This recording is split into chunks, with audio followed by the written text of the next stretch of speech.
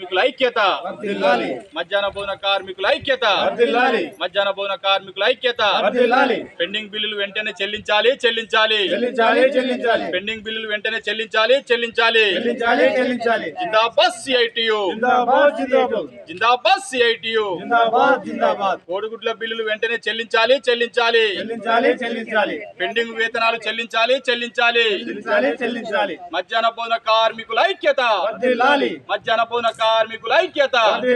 జిందాబాద్ CITU, జిందాబాద్ CITU.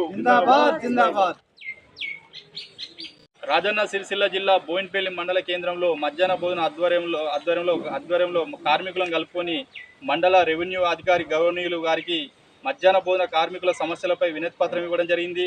మరి ఈరోజు కాంగ్రెస్ ప్రభుత్వం వచ్చి 9 నెలలు కావస్తుంది, మరి ఇంకొక 3 నెలలు అయితే ఏడాది కాలం పూర్తి కావస్తున్న సందర్భంలో మరి మేము అధికారంలోకి వస్తే మధ్యాహ్న భోజన కార్మికులకు 10,000 రూపాయలు ఇస్తామని చెప్పి పెద్ద పెద్ద మాటలు మాట్లాడిన సందర్భంలో మరి ఇప్పుడు ఏడాది పూర్తి కావస్తున్న సందర్భంలో కూడా వీరు గత అక్టోబర్ నుంచి కూడా పెండింగ్ బిల్లులు కోడిగుడ్ల పైసలు అలాగే కనీస వేతనం 2,000 రూపాయలు ఏదైతే ఉందో ఇప్పటి వరకు కూడా చెల్లించకపోవడం, మరి ప్రభుత్వాల ద్వంద్వ నీతి ఏ రకంగా అన్నది ఇప్పుడు స్పష్టంగా అర్థమవుతుంది.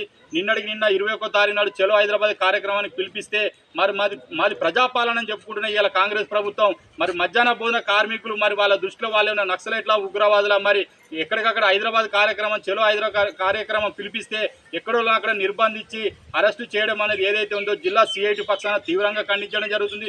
మరి మీరే చెప్పుకుంటారు కదా మాది ప్రజాపాలన అని చెప్పి, మరి ప్రజాపాలనలో కూడా మరి మధ్యాహ్న భోజన కార్మికులు కనబడతలేరా అని చెప్పి సందర్భంగా జిల్లా సిఐటి పక్షాన ఈ ప్రభుత్వాన్ని విమర్శించడం జరుగుతుంది. ఇప్పటికైనా బుద్ధి తెచ్చుకొని ఈ కాంగ్రెస్ ప్రభుత్వం మధ్యాహ్న భోజన కార్మికులు పెండింగ్ బిల్లులు ఏవైతే ఉన్నాయో కనీస వేతనాలు ఏవైతే ఉందో బేషరతుగా చెల్లించకపోతే రాబోయే రోజుల్లో ముఖ్యమంత్రి రేవంత్ రెడ్డి ఇంటిని కూడా ముట్టడిస్తా అని చెప్పి సందర్భంగా మధ్యాహ్న భోజన రంగం తరఫున డిమాండ్ చేయడం జరుగుతుంది. ఇప్పటికీ వాళ్ళు తీవ్ర ఇబ్బందులు ఎదుర్కొంటున్న వాళ్ళు మెడలో పుస్తల తాడు అమ్ముకొని ఇలా మధ్యాహ్న భోజన కార్మికులు చదువుకునే విద్యార్థులకు ఆహారం అందిస్తున్నా కూడా మరి ఈ ప్రభుత్వాలు రైతాంగానికి కొన్ని వేల కోట్ల రూపాయలు మాఫీ చేస్తున్న తరుణంలో మరి మధ్యాహ్న భోజన కార్మికులు ఏం పాపం చేసిరని చెప్పి సందర్భంగా ప్రభుత్వాన్ని సూటిగా ప్రశ్నించడం జరుగుతుంది. ఈ విపరీత ధోరణి ఏదైతే ఉందో కార్మికులను వెట్టి సాకిరి చేయించుకునే ద్వంద్వ నీతి ఏదైతే ఉందో మానుకోకపోతే గత ప్రభుత్వానికి పట్టిన గతే రేపు కాంగ్రెస్ ప్రభుత్వానికి కూడా కార్మిక లోకమంతా ఏకమై గద్దెదించే పరిస్థితి వస్తుంది. కాబట్టి ఆ పరిస్థితి రాకుండా మధ్యాహ్న భోజన కార్మికుల విషయంలో సానుకూలంగా స్పందించి బేషరతుగా వారి పెండింగ్ బిల్లులు వేతనాలు ఏవైతే ఉన్నో తదితర డిమాండ్లన్నీ నెరవేర్చాలని చెప్పి ఈ సందర్భంగా జిల్లా సిఐటియు మధ్యాహ్న భోజన రంగం కమిటీ తరఫున ఈ ప్రభుత్వాన్ని డిమాండ్ చేయడం జరుగుతుంది. జిందాబాద్ సిఐటియు, జిందాబాద్ సిఐటియు. వర్ధిల్లాలి మధ్యాహ్న భోజన కార్మికుల ఐక్యత, వర్ధిల్లాలి మధ్యాహ్న భోజన కార్మికుల ఐక్యత.